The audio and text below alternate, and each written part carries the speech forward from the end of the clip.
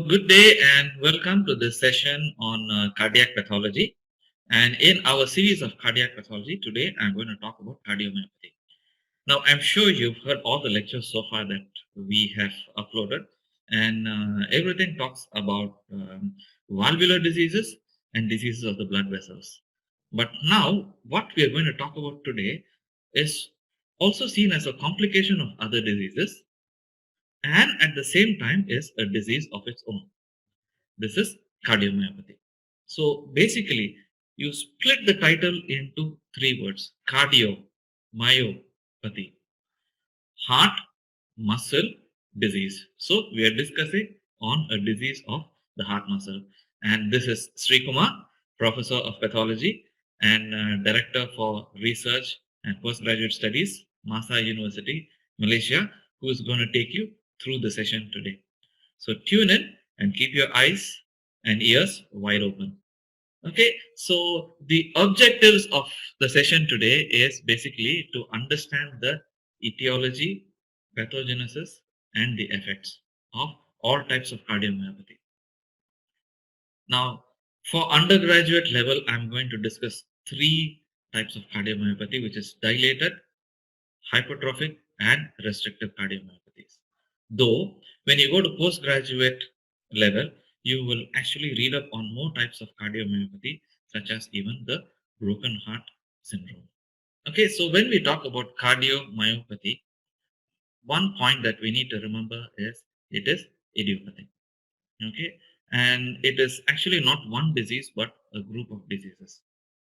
And the main defect lies in the myocardium is the muscle of the heart.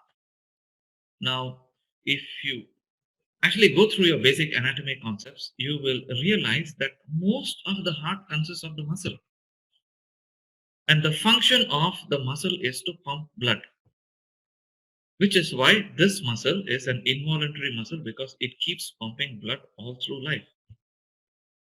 So, when there is an involvement of the muscle, which is non inflammatory and non ischemic, we call it cardiomyopathy. So, there is no inflammation.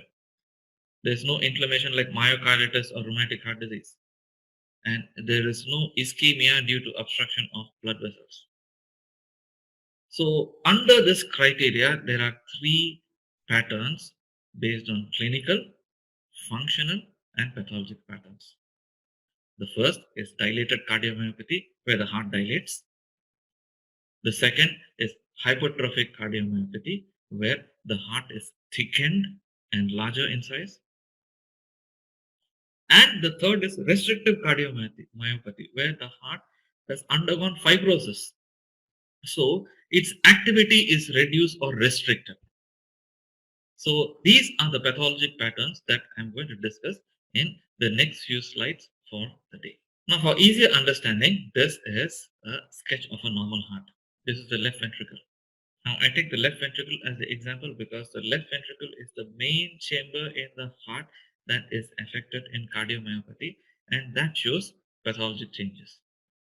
Okay, the left ventricle, the left atrium, and what valve is this? Yes, the mitral valve. And this is the aorta. And what valve is this? Yes, the aortic valve.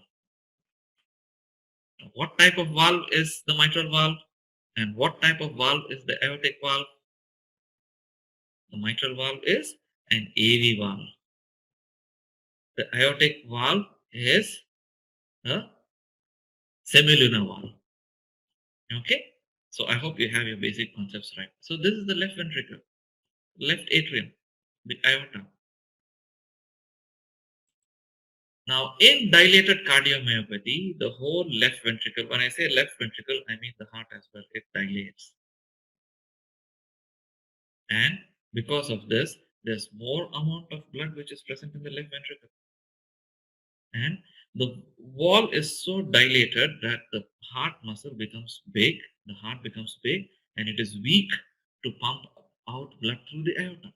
The second type is hypertrophic cardiomyopathy, where the heart muscle wall is thickened. The left ventricular wall is thickened a lot when compared to the previous two slides that you saw. Now, this is hypertrophy. We have seen examples of hypertrophy and hyperplasia before in general pathology.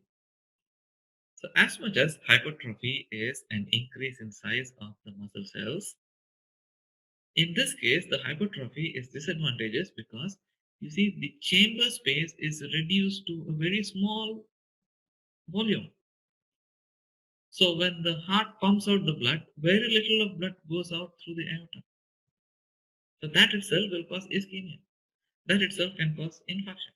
And the third type is restrictive cardiomyopathy, where the wall of the left ventricle and the wall of the heart is fibrous. So, because it is fibrous, its movement is restricted. Now, all these during ventricular systole, diastole, blood comes in, and during systole, the blood is pushed out. But because it is fibrous, during systole, the blood cannot be pushed out much.